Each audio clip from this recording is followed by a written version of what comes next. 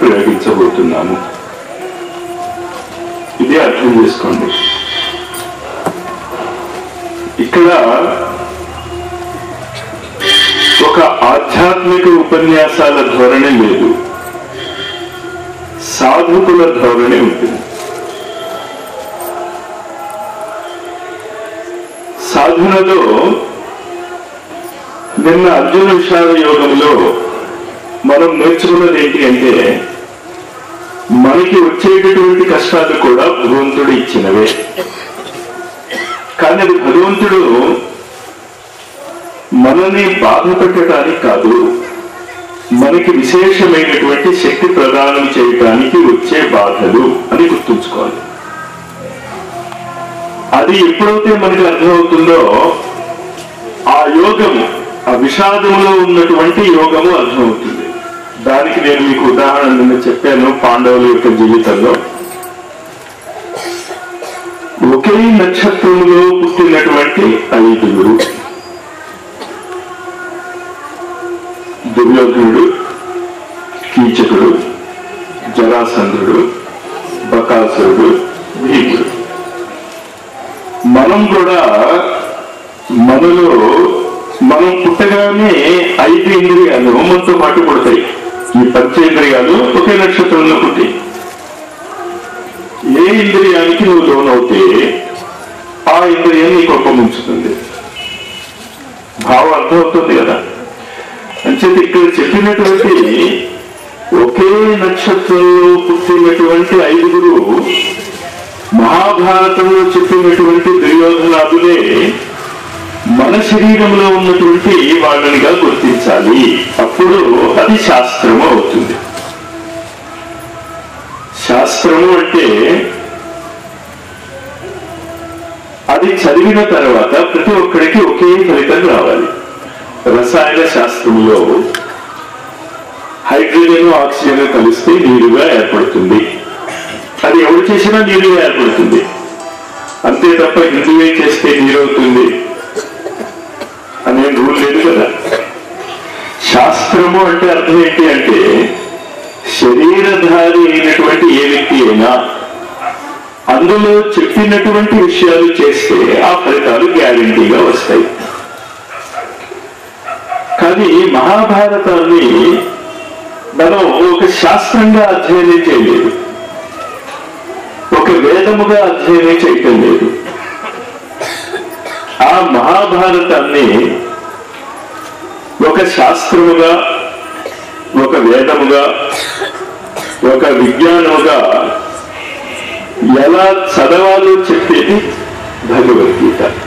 అంటే భగవద్గీత యొక్క 700 శ్లోకాలలో మన శరీరంలో ఉన్నటువంటి పంచేంద్రియాలు, మనస్సు, బుద్ధిని ఎలా ఉపయోగించుకోవాలో చెప్తుంది. ఇది చాలా జాగ్రత్తగా మనం గుర్తుంచుకోవాల్సినటువంటి విషయం. ఈ సాధనలు మనం చేయబోతున్నాం. ఇవాళ రేపు సాధన ప్రకారముగా నేను కొంచెం ఎక్కువ చెప్తాను మీకు.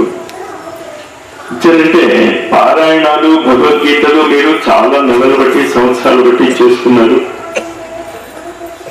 ఒకవేళ చేసి ఉండకపోతే వాటి నుంచి మొదలెట్టేయండి. కానీ ఈ 7 అనేటటువంటి సంఖ్యను కాస్త చాలా జాగ్రత్తగా అర్థం చేసుకోండి. పంచేంద్రియాలు, మనస్సు, బుద్ధి, మొత్తం 7. ఈ ఏడింటిని ఎలా ఉపయోగించుకోవాలో చెప్పేది 700 శ్లోకాలలో చెప్పబడినటువంటి భగవద్గీత. దుర్గా పరంగా చెప్పబడినటువంటి దుర్గా సప్తశతి. దుర్గా సప్తశతిలో 700 శ్లోకాలు ఉన్నాయి, భగవద్గీతలో కూడా 700 శ్లోకాలు ఉన్నాయి.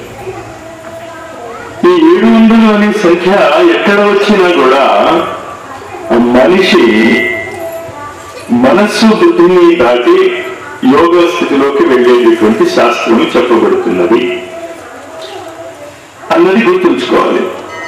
ఈ గుర్తుంచుకోవటంలో నిన్న నేను భీముడి యొక్క ప్రాముఖ్యత చెప్తూ, మహాభారత నిర్ణయం ఎప్పుడు జరిగిపోయింది అంటే భీముడు బకాసురుని చంపగానే సెట్ అయిపోయింది అక్కడ. ఇంకా ఆ తర్వాత జరిగిన సంఘటనలన్నీ సహజంగా ఏ దిశ వైపు వెళ్ళాలో ఆ దిశ వైపు వెళ్ళాయి. ఇది కాస్త జాగ్రత్తగా అర్థమవుతే మీ జీవితాలలో కూడా మీలో ఉన్నటువంటి భీముడు మీలో ఉన్నటువంటి బకాసురుని కనుక చంపేస్తే, అలాంటి ఒక విశేషమైనటువంటి సమూహాన్ని కనుక మనం తయారు చేయగలిగితే మహాభారత నిర్మాణం ఆటోమేటిక్ గా జరిగిపోతుంది. మనం ఏం చేయక్కర్లే, అక్కడ చాలా జాగ్రత్తగా గుర్తుంచుకోండి. నిజానికి మహాభారత యుద్ధం ఒక ఫార్స్, ఒక నటన, ఒక అభినయము మాత్రమే. అసలైనటువంటి సిసలైనటువంటి మహాభారత యుద్ధం యొక్క కీలకమైనటువంటి రోల్ ఏంటి అంటే భీముడు బకాసురుని చంపాడు. బకాసురుని చంపాక కీచకుడిని చంపాడు. కీచకుడిని చంపాక జరాసంధుని చంపాడు. ఇవన్నీ ఒకదాని తర్వాత ఒకటి జరిగినటువంటి సంఘటనలు. ఇందులో సాధనాత్మకంగా మీరు యుద్ధము చేయవలసినటువంటి పరిస్థితి బకాసురుడిని ఫేస్ చేయటంలోనే ఉంటుంది. మీలో ఉన్నటువంటి భీముడు మీలో ఉన్నటువంటి బకాసురుడిని చంపగలిగారు. అది చంపగలిగేటటువంటి వ్యక్తులే భగవద్గీత గురించి వింటారు. ఆ తర్వాత వాళ్ళ నిర్ణయం. చాలా జాగ్రత్తగా గుర్తుంచుకోండి. చాలా మంది నన్ను అడుగుతారు, అంటే మాస్టారు మరి నాకు భగవద్గీత సాధనలు చేసే అధికారం ఉన్నదా అని. అంటే నేను వాళ్ళని ఒక ప్రశ్న అడుగుతాను. నేను బిఎస్సీ ఫస్ట్ ఇయర్ క్లాస్ తీసుకోవడానికి వెళ్ళినప్పుడు కొంతమంది స్టూడెంట్స్ కూర్చుని ఉంటారు. వాళ్ళు ఆల్రెడీ బిఎస్సీలోకి అడ్మిట్ అయిపోయి ఉన్నారు. వాళ్ళు వచ్చి నన్ను క్లాస్ తీసుకుంటూ ఉంటే, మాస్టర్ మేము బిఎస్సీ ఫస్ట్ ఇయర్ చదవచ్చా అని అడిగారు అనుకోండి, ఏం చెప్పాలి నేను? మీరు వింటున్నారు కదా ఇది, ఇంతకీ మీరు గీత చదవచ్చా చదవకూడదా? నిర్ణయం మీది. కానీ ఇప్పుడు ఇంత విశేషమైనటువంటి ప్రయత్నంతో పని కట్టుకు వచ్చి ఇంత విశిష్టంగా ఎందుకు చెప్తున్నాను అంటే, చాలా సార్లు మనం ఎందుకు పుట్టామో మర్చిపోతాం. ముఖ్యంగా మనము సంగతి చెప్తున్నాను నేను, ఎవరి సంగతి మాట్లాడటంలే. గురువుల యొక్క శిష్య వర్గము ఎప్పుడు కూడా గురువులతో పాటు నిరంతరము పుడుతూ ఉంటుంది అన్నది శాస్త్రం. ఒక గురువు పుట్టాడు అంటే ఖచ్చితంగా ఆ గురువు యొక్క వేలాది మంది శిష్యులు పుడతారు. అది గురు శిష్య సంబంధం యొక్క విచిత్రమైనటువంటి రుణానుబంధము. సాయి ఉదాహరణ నిన్న నేను మీకు చెప్పాను. సాయి పుట్టాడు అంటే సాయి యొక్క గురుభాయి అందరూ పుడతారు. సాయి కంటే ముందుకు వెళ్ళిన వాళ్ళు పుడతారు. అక్కల్కోట్ మహారాజ్ ఒక ఉదాహరణ. సాయితో సమానంగా ఎదిగినటువంటి ఒక వ్యక్తి, ఆయన సమకాలీకుడే. సాయితో పాటు జన్మజన్మల బంధం ఉండే 77 జన్మలు బట్టి 700 జన్మలు బట్టి ఉన్నవాళ్ళు సాయి పుట్టినప్పుడు పుట్టారు. అదే కాకుండా పరిణామ క్రమములో మానవ జన్మ నుంచి దిగజారిపోయినటువంటి సాయితో పాటు ఉన్నటువంటి జంతువులు పుట్టే. కప్ప, మీకు తెలుసు కదా, మేకలు.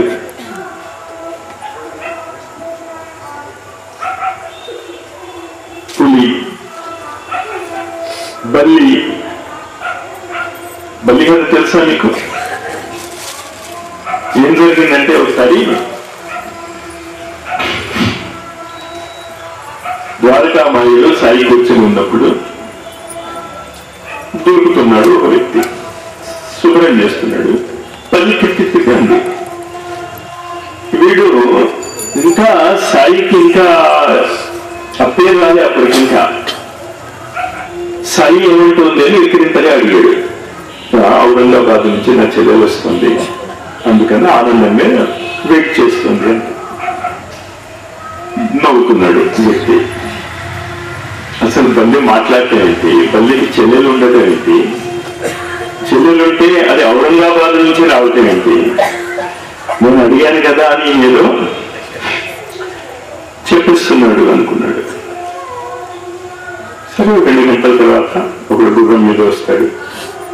వాడికి సాయి ఉన్నాడని తెలియదు. అక్కడ భ్రష్టు వచ్చుకోవడానికి గుర్రం దిగాడు. గుర్రం దిగి తనకున్నటువంటి దాన్ని ఇలా దులపగానే ఓ బల్లి ఒక పక్క గోడ మీదకి వెళ్ళి మాట్లాడుతుంది. సాయి చూపించాడు. భావం అర్థమవుతుంది అక్కడ ఏంటో. అఖండ మండలాకారం వ్యాప్తం ఏన చరాచరం యత్పదం దర్శితం ఏనా తస్మై శ్రీ గురువే నమః అన్న పదానికి అర్థమైంది. ఏ గురువు అయితే ప్రతి జీవిలోనూ కూడా ఆచేతనత్వం ఉన్నది అని గుర్తించేటట్టు చేస్తాడో వాడు గురువు. తన ఆచరణ ద్వారా, తన జీవిత విధానం ద్వారా, మనకి అందించేటటువంటి సాధనల ద్వారా ఆ గురువు మీలో ఈ విశ్వాసాన్ని పెంపొందింపజేయగలగాలి. ఏమని పెంపొందింపజేయగలగాలి? ఈ సకల చరాచర వస్తుజాలములలో, స్థావర జంగమాలలో అన్నిట్లోనూ కూడా ఉన్నది ఒకే శక్తి. తమాషా ఏంటో తెలుసా? ఈ విషయాన్ని సైంటిస్టులు పట్టుకున్నారు, మనం మర్చిపోయాం. సైంటిస్టులు దీన్ని పట్టుకున్నారు చాలా స్పష్టంగా. వాళ్ళు ఏం చెప్తారు అంటే ఈ మొత్తము సృష్టి పరమాణువు మీద ఆధారపడి ఉన్నది. ఆ పరమాణువులో పాజిటివ్ ఎలక్ట్రిసిటీ ఉంటుంది, నెగిటివ్ ఎలక్ట్రిసిటీ ఉంటుంది. అది చంద్రగ్రహం కావచ్చు, శుక్రగ్రహం కావచ్చు, సూర్యుడు కావచ్చు, మీ శరీరం కావచ్చు, ఈ గడ్డి కావచ్చు, ఈ మైక్ కావచ్చు, ఒక ధూళికణం కావచ్చు. కానీ ధూళికణం అంతా కూడా ఎలక్ట్రిసిటీ మయము, విద్యున్మయము, శక్తిమయము అని సైంటిస్టులు ప్రూవ్ చేశారు. మన భారతీయ ఋషులు అదే మాట చెప్తున్నారు, మనం గుర్తు అర్థం చేసుకోవటం లేదు. ఏమని చెప్తున్నారు? పదము యొక్క అర్థము దానికి రూపాన్నిస్తోంది. పదము యొక్క అర్థము దానికి రూపాన్నిస్తోంది. పద అర్థము, పదార్థము. పదార్థము అంటే మ్యాటర్ అని మనం మామూలుగా చెప్తాం. కానీ కాస్త తెలుగు వచ్చిన వాడు కూడా నేను చెప్పిన భావాన్ని అర్థం చేసుకోగట్టి కదా. పదము, అర్థము, పదార్థము అంటే ఏంటి? నీకు ఎదురుకుండా ఉన్నటువంటి వస్తువు ఒక పదము యొక్క అర్థము. భావం అర్థమవుతుందా? దాన్ని in the beginning was the word was with God. Bible మనం శబ్ద బ్రహ్మ అని చెప్తాం. అంటే జస్ట్ మన భారతీయ ఋషులకి వైజ్ఞానికులకి ఉన్న చిన్న తేడా ఏంటి అంటే, వైజ్ఞానికులు ఏం చెప్తున్నారు అంటే ఈ మొత్తము సృష్టి విద్యున్మయము అని, ఎలక్ట్రిసిటీ మయము అని. ఎలక్ట్రిసిటీ మయము అంటే సైంటిస్టులు ఇప్పుడు ఏ అభ్యంతరం లేదు అందుకుంటారు. ప్రతిదీ కూడా పరమాణువుతోనే నిర్మించబడి ఉన్నది కనుక పరమాణువులో కేంద్రకం ఉంటుంది, అందులో పాజిటివ్ ఛార్జ్ ఉంటుంది, దాని చుట్టూ విద్యుత్ నెగటివ్ కణాలు తిరుగుతూ ఉంటాయని శాస్త్రజ్ఞులు ప్రూవ్ చేశారు. అంటే ధనాత్మక కేంద్రకం చుట్టూ రుణాత్మకమైనటువంటిది తిరుగుతూ ఉంటుంది. ఇది తిరుగుతున్నంత వరకు కూడా ఈ పదార్థము పదార్థంలాగే ఉంటుంది. ఈ పెరగడం ఆగిపోతే నాశనం అయిపోతుంది. భావం అర్థమైంది కదా? మన ఋషులు ఏం చెప్పారు? ఎలక్ట్రిసిటీ కాదు ముఖ్యము, శబ్దము ముఖ్యము అన్నారు. మనకి సైంటిస్టులకి తేడా అక్కడ వచ్చింది. సైంటిస్టులు ఏం చెప్తున్నారు అంటే ఎలక్ట్రిసిటీ వల్ల మొత్తం ఏర్పడింది. మన వాళ్ళు ఏం చెప్తున్నారు అంటే శబ్దము వల్ల అంతా ఏర్పడింది. సరే, ఆ వైజ్ఞానికమైనటువంటి వివేచనకి మనం వెళ్ళవద్దు. విషయం ఏంటి అర్థమవుతుంది అంటే సూర్యుడు చుట్టూ గ్రహాలు తిరుగుతున్నాయి. పైన చూస్తే బ్రహ్మాండంలో మన శరీరంలో ఉన్నటువంటి చిన్న కణాన్ని చూస్తే కేంద్రకం చుట్టూ ఎలక్ట్రాన్స్ తిరుగుతున్నాయి. అంటే బ్రహ్మాండంలో ఒకదాని చుట్టూ కొన్ని తిరుగుతున్నాయి. చిన్న కణములో కూడా చూస్తే ఒకదాని చుట్టూ కొన్ని తిరుగుతూ ఉన్నాయి. అంటే ఆ పెద్ద దాంట్లోనూ అదే జరుగుతుంది, చిన్న దాంట్లోనూ అదే జరుగుతుంది. కనుక యాని కానిచ పాపాని జ్ఞాత జ్ఞాత కృతానిచ తాని సర్వాణి నశ్యంతి ప్రదక్షిణాయాం పదే పదే అన్నది శాస్త్రం. అది మనం మర్చిపోయాం. ఇంకా నేను చెప్పాను మీకు దేవాలయాన్ని ఉపయోగించుకోవటం నేర్పుతాను ఇవాళ అని. మొదటిది దేవాలయంలోకి రాగానే ఏం చేయాలి అంటే మీరు ప్రదక్షిణలు చేసుకోవాలి. అది మనం మర్చిపోయాం. ఎప్పుడైతే మన జీవితంలో ప్రదక్షిణలు పోయాయో శక్తి పోయింది. పరమాణుకి శక్తి దేని వస్తుంది? ఎలక్ట్రాన్స్ యొక్క పరిభ్రమణ. గ్రహాల శక్తి దేని వల్ల వస్తుంది? సూర్యుడి చుట్టూ పరిభ్రమణ. మరి మనం అది మర్చిపోయాం. దేవాలయాలలో ఈ పరిభ్రమణ శాస్త్రం, పరిక్రమణ చాలా ప్రధానమైనటువంటి అంశం. చాలా మందికి ప్రదక్షిణాలు ఎలా చేయాలో తెలియదు. ప్రదక్షిణాలు ఇప్పుడు కూడా గర్భగుడికి దూరంగా చేయాలి, గర్భగుడికి దగ్గరగా వెళ్ళకూడదు. అంటే ఈ ప్రాకారం ఉందనుకోండి, నిజమైన ప్రదక్షిణ చేయదలుచుకుంటే మీరు ప్రాకారం చుట్టూ తిరగాలి. గర్భగుడికి మీకు ఎంత దూరం ఉంటే మీలో అంత భౌతిక శక్తి ఏర్పడుతుంది. అది సైన్స్ కూడా ఒప్పుకుంటుంది. హైడ్రోజన్ అనే పరమాణువులో ఎలక్ట్రాన్ చాలా దగ్గరగా తిరుగుతుంది. బంగారంలో ఎలక్ట్రాన్స్ ఇంకా దూరంగా తిరుగుతాయి. యురేనియం అనేటటువంటి రేడియో యాక్టివ్ ధాతువులో ఎలక్ట్రాన్స్ చాలా దూరంగా తిరుగుతాయి. కొంచెం సైన్స్ అనే వాళ్ళకి తెలుసు. చదవకపోయినా మీకు చెప్పాను కనుక మీకు అర్థమైపోతుంది కదా. ఒక కేంద్ర బిందువు ఉంది, దగ్గరగా ఎలక్ట్రాన్ పరిభ్రమణ చేస్తూ ఉంటుంది, చిన్న హైడ్రోజన్ ఆటం ఏర్పడుతుంది. కాస్త దూరంగా ఎలక్ట్రాన్స్ తిరిగాయి అనుకోండి, ఒక ఎలక్ట్రాన్ కాదు ప్లూరల్, అప్పుడేమవుతుంది? బంగారం ఏర్పడుతుంది. ఇంకాస్త దూరంగా వెళ్ళి 92 ఎలక్ట్రాన్స్ తిరిగితే అటామిక్ ఎనర్జీ ఉత్పత్తి చేసేటటువంటి యురేనియం ఏర్పడుతుంది. అంచేత ప్రదక్షిణను మీరు ఒంటరిగా చేస్తే అతి తేలికైనటువంటి వాయువుగా మారుతారు, మీరు హైడ్రోజన్ అవుతారు. అంచేత ప్రదక్షిణ ఎలా చేయాలి? మీరు సామూహికంగా చేయాలి. అది మనం మర్చిపోయాం. అంచేత దేవాలయాలలో నిరంతరం ప్రదక్షిణలు జరుగుతూ ఉంటే శక్తి ఏర్పడుతుంది. అటు దేవాలయానికి శక్తి ఏర్పడుతుంది, ఇటు మీకు శక్తి ఏర్పడుతుంది. తిరుమల యొక్క ముఖ్యమైనటువంటి శక్తి ఏంటంటే ఆ ప్రదక్షిణాలు.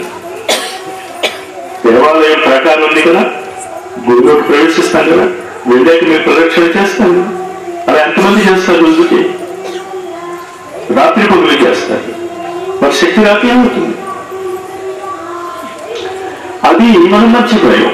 యాని కాలేక పాపాన్ని జ్ఞాత జ్ఞాత కృతాని చ తాని సర్వాణి నశ్యంతి ప్రదక్షిణాయాం పదే పదే అనేది విషయం యొక్క వాక్కు. మనకి ఏ రోగం వచ్చినా, ఏ బాధ వచ్చినా, అది ఆర్థికమైనటువంటి బాధ కావచ్చు, ఏ విధమైనటువంటి బాధ కావచ్చు, ఋషులు ఏం చెప్తారు? దానికి కారణం మనం చేసినటువంటి పాపాలే.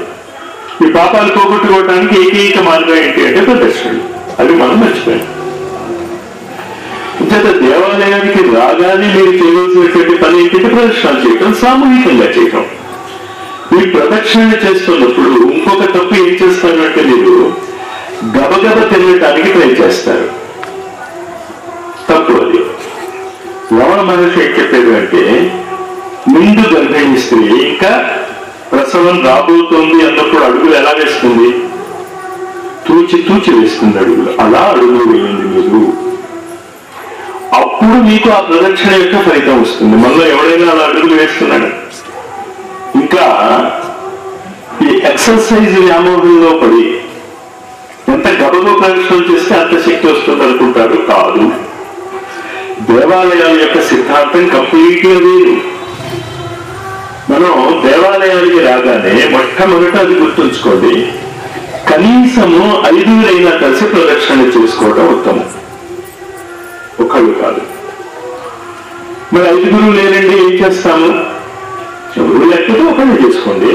ఎవరు లేరే మానేయద్దు. ఉంటే చేసి ఉండేవాళ్ళు మీరు 5 అన్నారు కదా అని. కానీ మీరు కనుక మొదలెడితే ఖచ్చితంగా మనుషులు వస్తారు. చాలా నెమ్మదిగా చేయండి. ఎప్పుడు కూడా ఆ గుడికి గోడకి దగ్గరగా వెళ్ళకండి. మీకు ఆ గుడికి మధ్య కనీసం ఒక వ్యక్తి వెళ్ళేపాటి జాగా ఉంచుకోండి. ఇంకా ఎక్కువ ఉంచుకుంటే మంచిది. ఇంకేంటంటే దేవాలయాలలో 7 రకాలైనటువంటి వ్యక్తులు ప్రదక్షిణ చేస్తూ ఉంటారు. యక్ష, గంధర్వ, కిన్నర, కింపురుష. అందులో మానవుడు ఒకడు. ఈ యక్షులు, గంధర్వులు ఇవి కూడా మనతో పాటు ప్రదక్షిణ చేస్తూ ఉంటాయి. అంచేత ఈ దేవాలయానికి వచ్చినప్పుడు మనకున్నటువంటి కొన్ని శారీరక బాధలు అవి తగ్గిపోవటానికి కారణం ఆ భగవంతుడి యొక్క అనుగ్రహం కంటే అక్కడికి వచ్చిన యక్షగంధర్వ కింపురుషుల యొక్క అనుగ్రహం. వాళ్ళని ప్రదక్షిణ చేయడానికి వీలుగా కొంత జాగా ఎప్పుడూ వదిలిపెట్టండి. కానీ మీరు ఇతరులకి బోధ చేయకండి. ఇతరులు ఎలా తిరుగుతూ ఉంటే అలా చేయండి. మన వాళ్ళకి మాత్రమే చెప్పండి. అర్థమైందండి? మన వాళ్ళకి మన మాట వినేవాళ్ళు.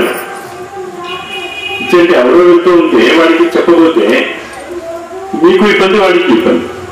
మనం ఇతరుల్ని సంస్కరించడానికి మనం ఈ ప్రయత్నాలు చేయకండి.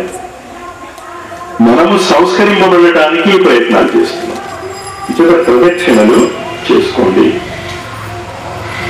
ప్రదక్షిణలలో 2 రకాలైనటువంటి ప్రదక్షిణలు ఉన్నాయి.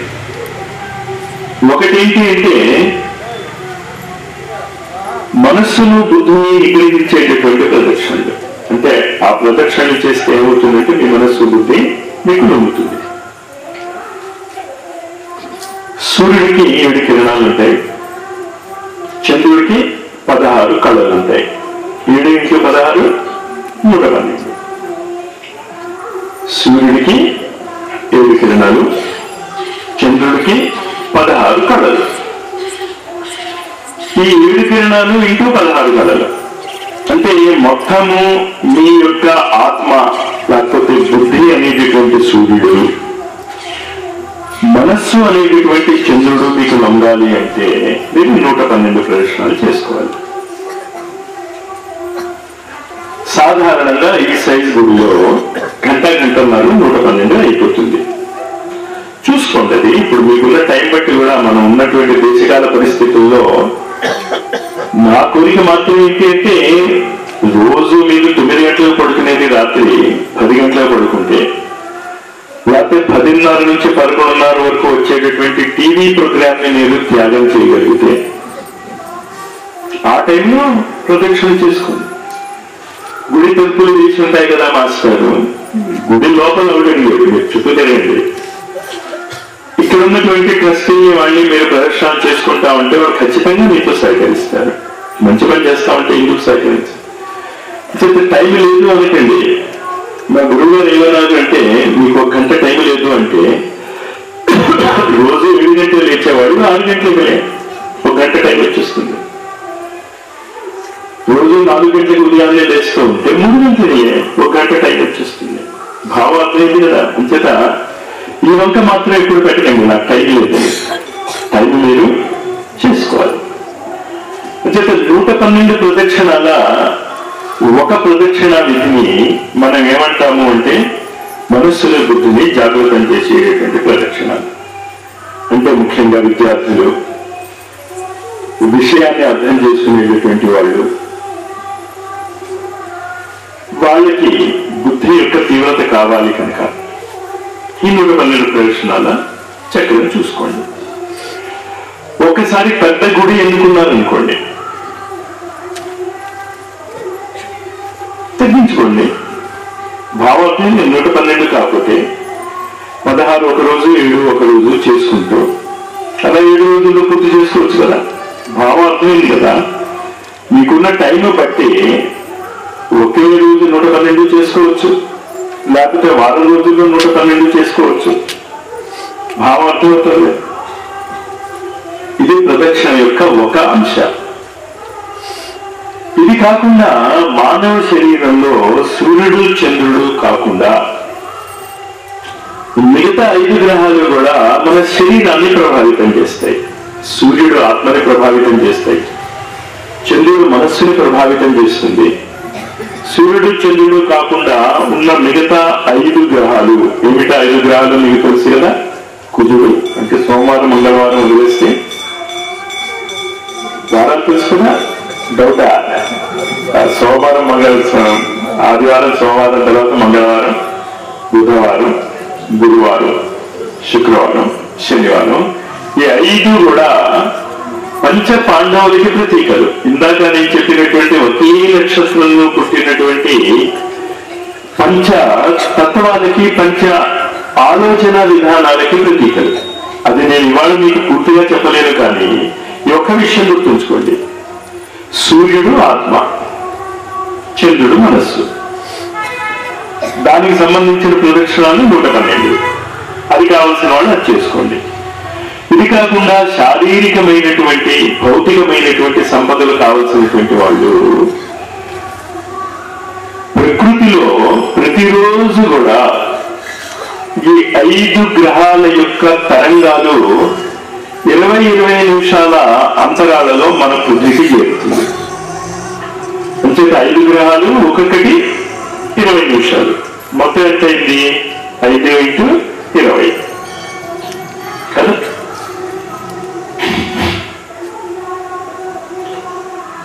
ఈ ప్రదక్షిణ విధానంలో నేను మీకు ఇచ్చేటటువంటి సలహా ఏంటి అంటే, ఈ సంఖ్యలన్నీ గుర్తుపెట్టుకోకుండా మీరు 1 గంట సేపు ప్రదక్షిణ చేసేసుకోండి.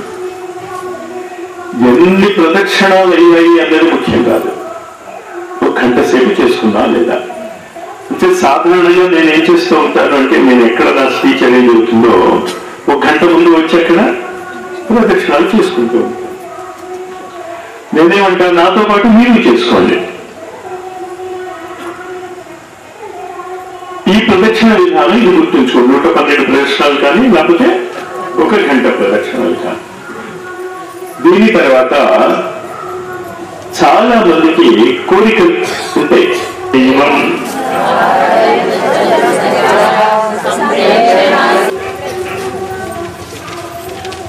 అందులోనే యం లబ్ధ్వా చాపరం లాభం మన్యతేనాధికం తదా యస్మిన్ స్థితో న దుఃఖేన గురుణాపి విచాల్యతే.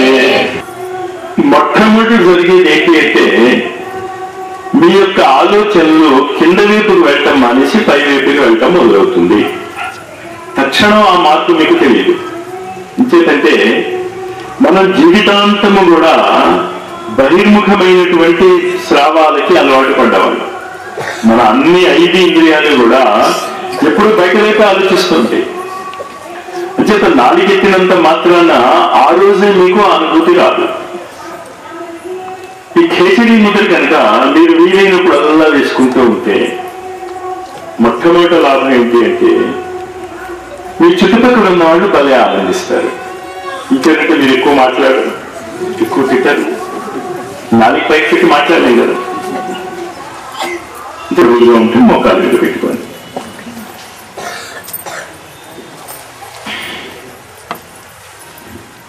ఇది జ్ఞానముద్ర అని పేరు. ఇతని ఋషులు పేరు పెట్టారు.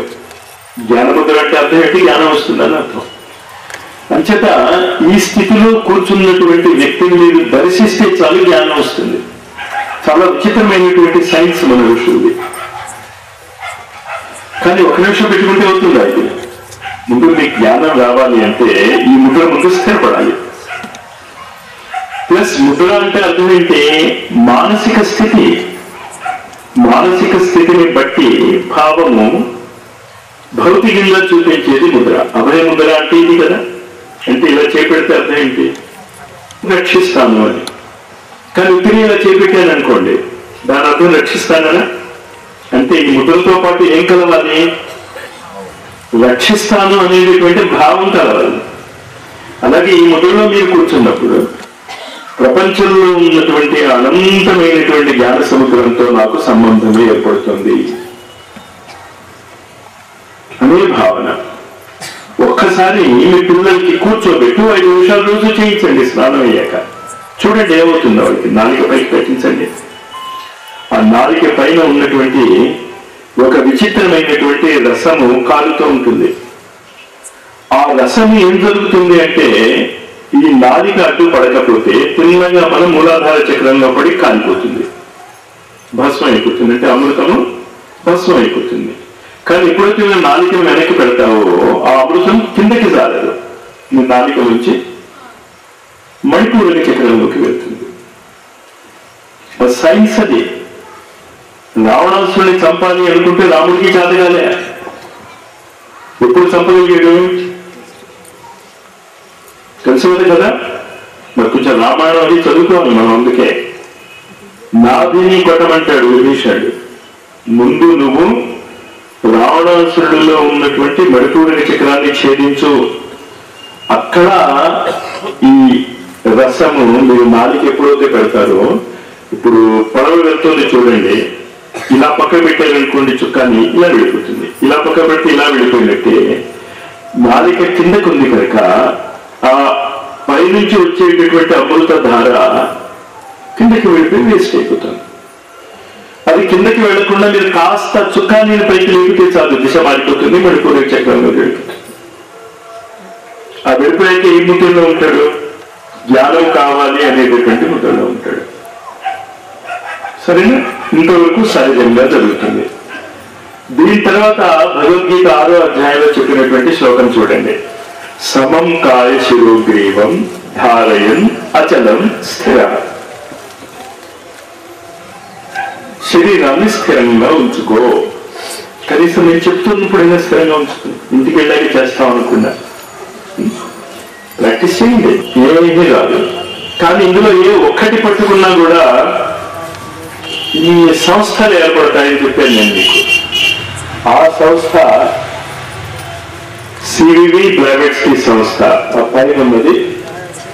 అందులో ఏకాంశేన స్థితో జగత్ 10వ అధ్యాయంలో ఈ సంపూర్ణ సృష్టి కూడా నా యొక్క ఒక్క అంశమే అనేటటువంటి జ్ఞానంతో ఇంటర్నేషనల్ సొసైటీ ఏర్పడింది. దాని పక్కది శ్వాస. శ్వాస అంటే ఏంటో చాలా మందికి తెలియదు. శాస్త్రము అంటే ఏంటో చాలా మందికి తెలియదు. శ్వాసను అస్త్రముగా ప్రయోగించగలిగేవాడు శాస్త్రజ్ఞుడు. అంటే మీ ఊపిరిని ఒక అస్త్రముగా ప్రయోగించగలగాలి.